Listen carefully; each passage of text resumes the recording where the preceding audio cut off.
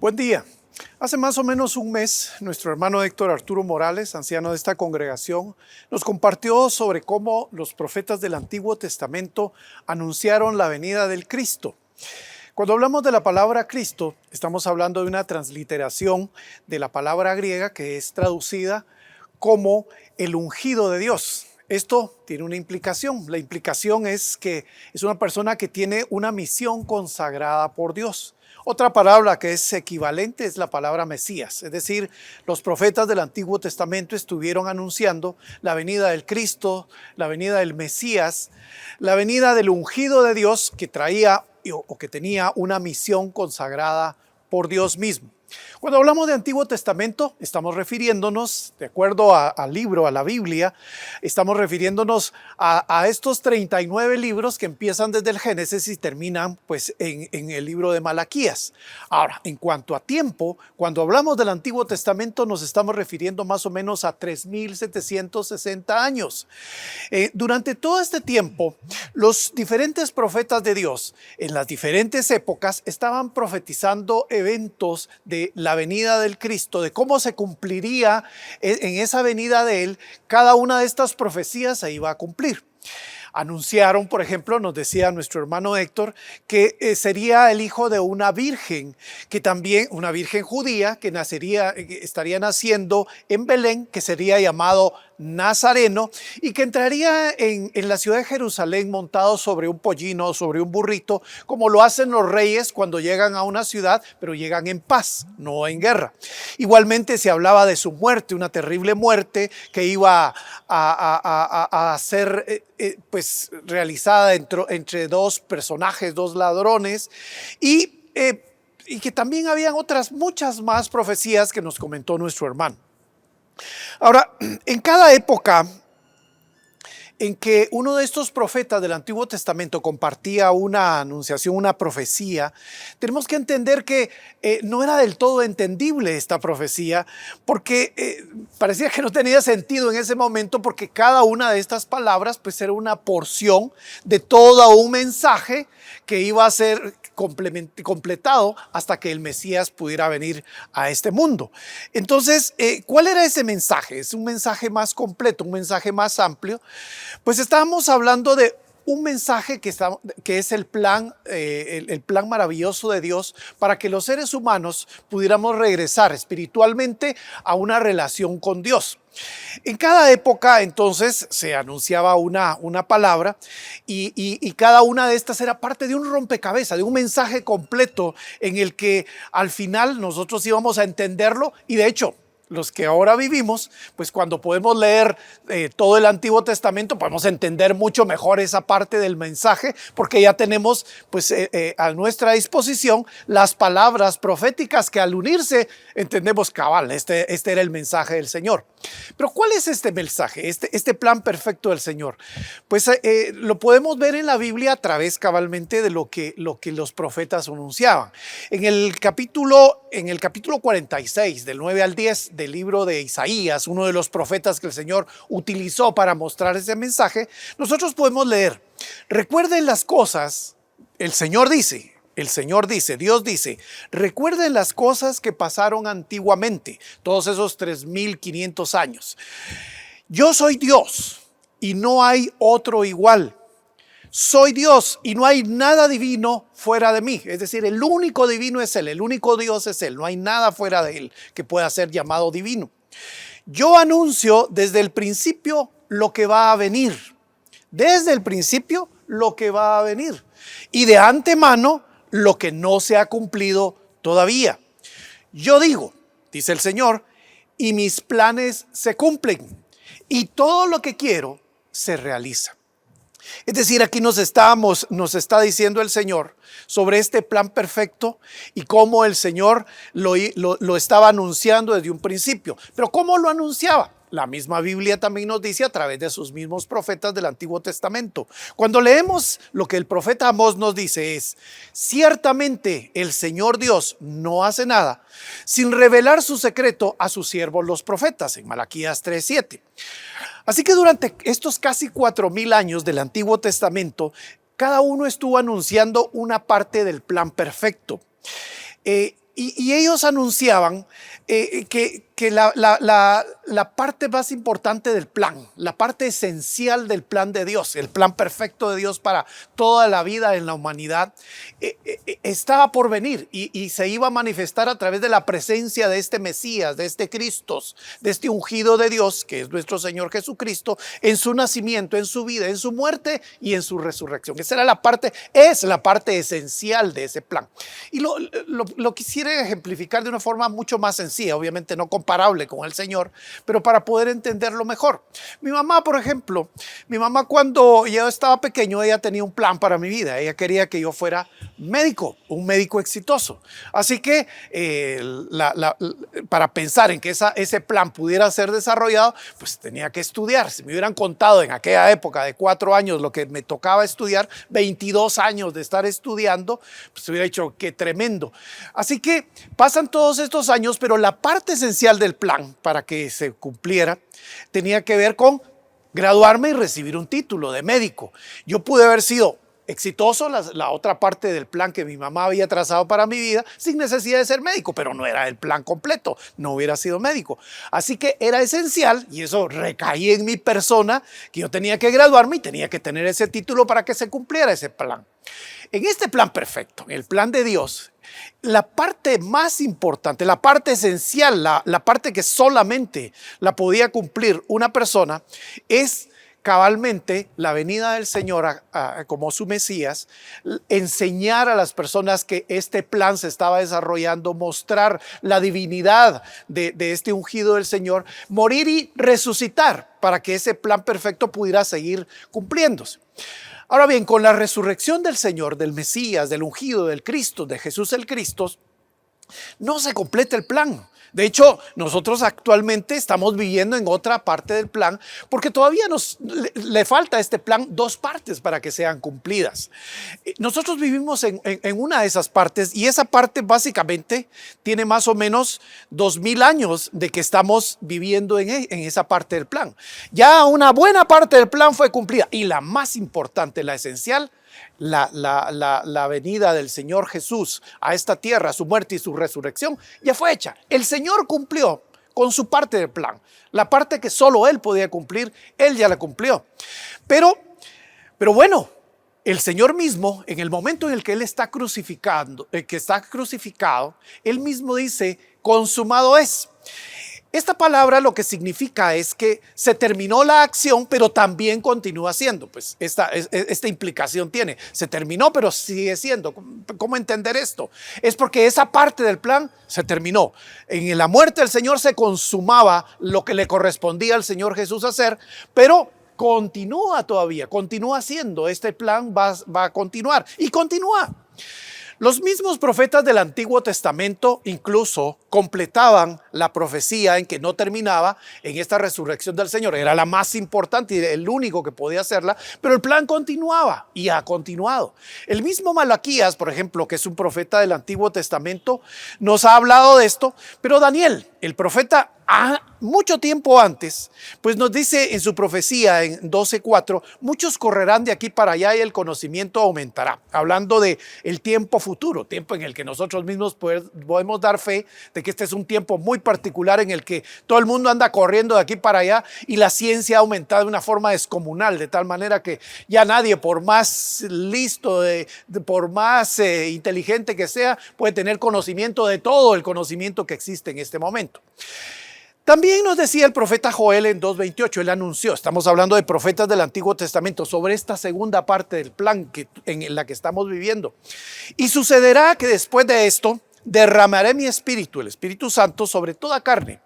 Y vuestros hijos y vuestras hijas profetizarán, vuestros ancianos soñarán sueños, vuestros jóvenes verán visiones, en Joel 2:28. Hablando que esto ocurrió posterior a la resurrección de nuestro Señor Jesucristo. Ya esa parte del plan, la parte más importante, se había cumplido y entonces entrábamos en una segunda parte en donde inicialmente lo que tenía que ocurrir era que el Espíritu Santo de Dios pudiera manifestarse, pudiera derramarse sobre los primeros apóstoles, los primeros discípulos de Jesucristo y juntamente con los apóstoles, para que ellos fueran capacitados para continuar con la siguiente parte del plan.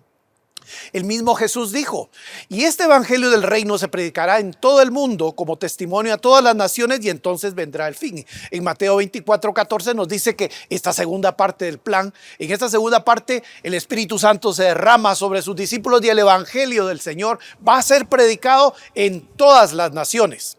Y todavía en Hechos 1:11, después de la resurrección del Señor, dice uno de los ángeles que está hablándole a los discípulos, a los apóstoles: este mismo Jesús que ha sido tomado de vosotros al cielo, mostrando que después de que el Señor fue crucificado, resucitó, se presentó a los apóstoles y a muchas personas más, y luego es llevado nuevamente al cielo, en donde, a la presencia del Padre, en donde nosotros podemos leer en el Apocalipsis y otros libros que está Él en esta presencia. Pues este mismo Jesús que ha sido tomado de vosotros al cielo, vendrá de la misma manera, tal como le habéis visto ir al cielo. Lo que es la parusía, están anunciando. Es decir, que el Señor va a regresar nuevamente a esta tierra. Esto es en Hechos 1:11. El Señor va a regresar a esta tierra para completar ese plan perfecto de Dios, en la última parte de ese plan de Dios. Después de que termine esta parte del plan en la que nosotros vivimos desde hace 2000 años, que el Señor resucitó, fue llevado nuevamente al cielo, y empieza una penúltima parte del plan en la que hemos vivido durante estos 2000 años, que se ha estado predicando el evangelio, que el Espíritu Santo ha estado ungiendo a las personas para que cumplan con esta parte del plan. Jesús ya cumplió con su parte, el Padre ha cumplido con esa parte, y ahora estamos nosotros como protagonistas de esta nueva parte del plan.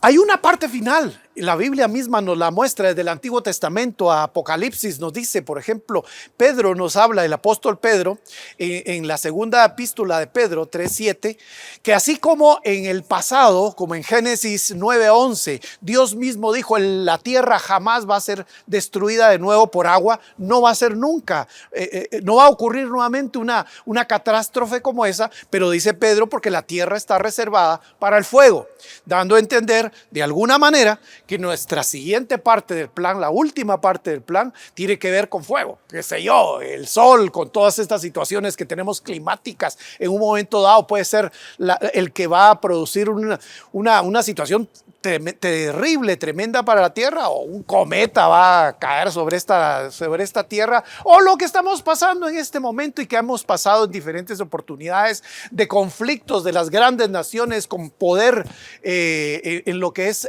lo atómico, lo nuclear, y que eso puede ser esta última parte del plan. Cualquiera que esas cosas sea, el mismo apóstol Pedro dice: si esto va a ser así, es bueno que pensemos qué vamos a hacer nosotros el tiempo de vida que tenemos en esta tierra, porque la última parte del plan, cuando el Señor ya regrese, es una parte en la que hablamos de lo que va a ser un juicio final. Un juicio en el que nos dice la palabra que aquellos que hemos buscado al Señor, cada uno de ustedes, cada uno de nosotros que hemos buscado al Señor, pues tenemos la gran bendición de poder ser recibidos por el Padre, por el Señor Jesucristo, ser amados y poder vivir con Él en la eternidad. Habla de los que los que se han rebelado contra Él, dándoles una situación bien difícil, bien difícil. En realidad es una situación complicada en la que van a estar todas estas personas, pero que no sabemos cuándo va a terminar esta parte del plan en la que vivimos. Pero lo que sí sabemos que dice la Biblia es que el Señor ha hecho que esta parte de tiempo siga y siga por más y más tiempo, para darle oportunidad a aquellos que aún no le han buscado. Esto nos pone a nosotros en una situación, nos muestra a nosotros qué es lo que espera que el Señor que nosotros hagamos, todos los que le conocemos, los que le amamos, todos los que le buscamos. ¿Qué es lo que tenemos que hacer durante esta parte que nos toca?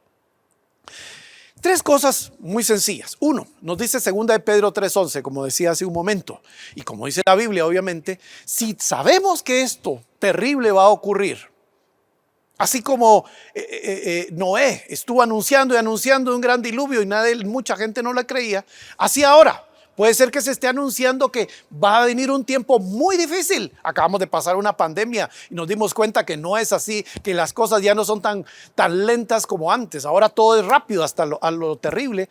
Si una situación así tan terrible va a pasar en la tierra, ¿qué me corresponde hacer? Pues dice el apóstol Pedro en segunda de Pedro 3:11, vivir santamente. ¿Vivir santamente en qué sentido y para qué?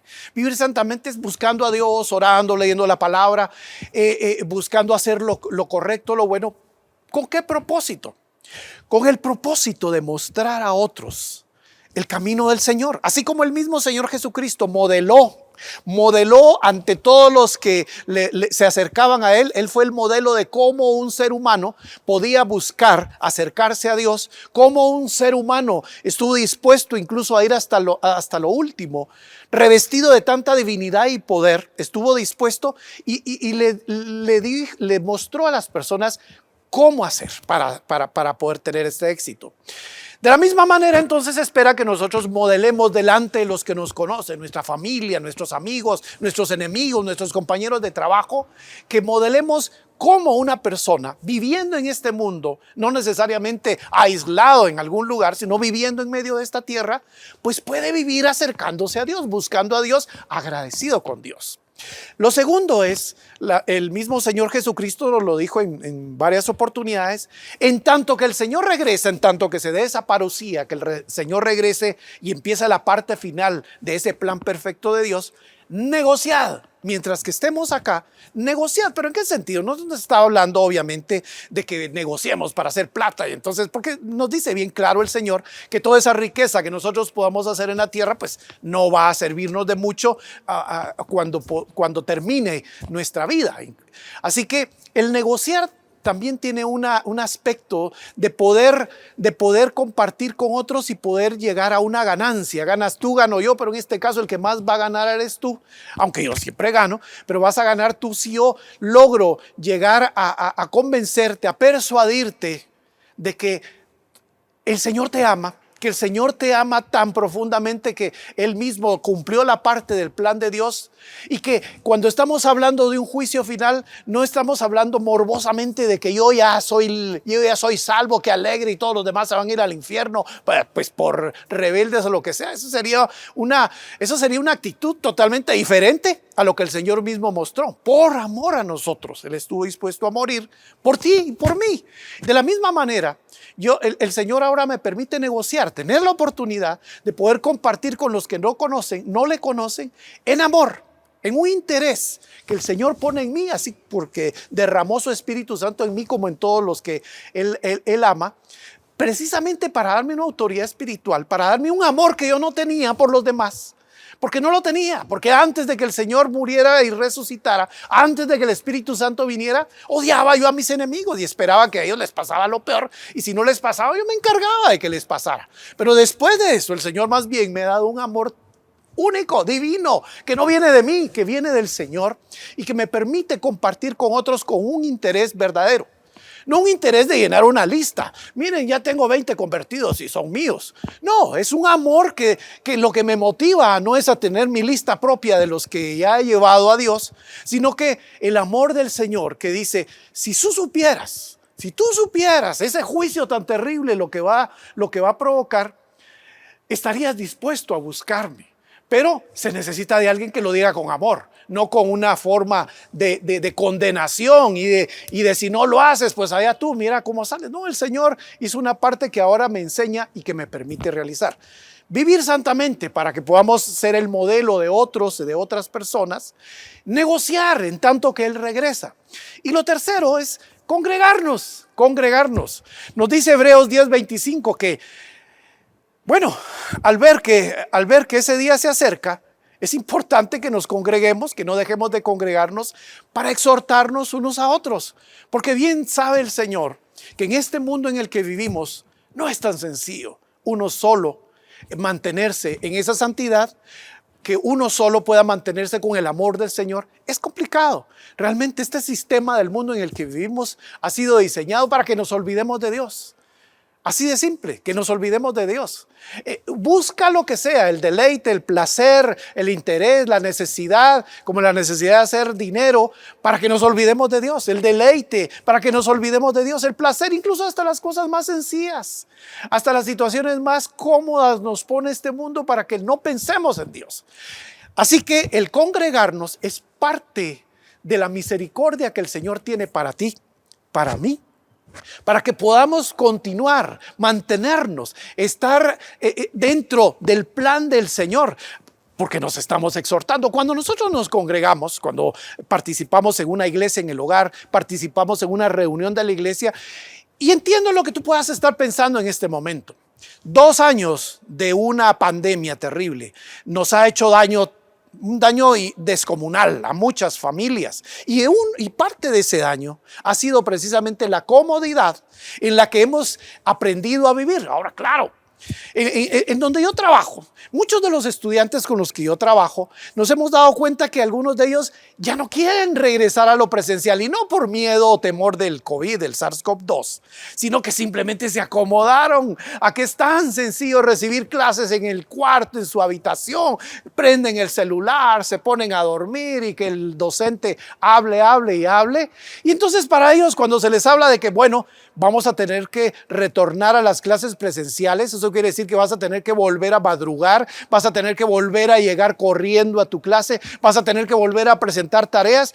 Y en la iglesia ha pasado algo muy similar, muy parecido. Ahora, pensar en que si tan cómodo es levantarme empachamado, ir a mi sillón, prender el celular, prender la televisión, prender la computadora y ver desde ahí la prédica, la alabanza. ¡Ay, qué cómodo, qué rico! Pero el Señor sabe, y por eso nos lo dice, que es importante que nos congreguemos. Porque cuando nos congregamos tenemos que hacer un sacrificio, levantarnos temprano, bañarnos, cambiarnos, tener que tomar un bus o ir en el carro o caminar, lo que sea. Y al estar aquí, al estar en nuestras congregaciones o en las iglesias en el hogar, pues ahí recibimos lo que es el tener que exhortarnos unos a otros, recibir esa exhortación de sigue adelante, qué bueno verte, somos parte de esa familia. Hermanos, hermanas, es bien importante que meditemos en esto. El mismo hermano Estuardo Orantes me decía en estos días, me hizo meditar. Hay un plan perfecto de Dios que es de pasta a pasta con la Biblia, de Génesis hasta Apocalipsis, y que lo va a cumplir, eso ni lo tengamos en duda.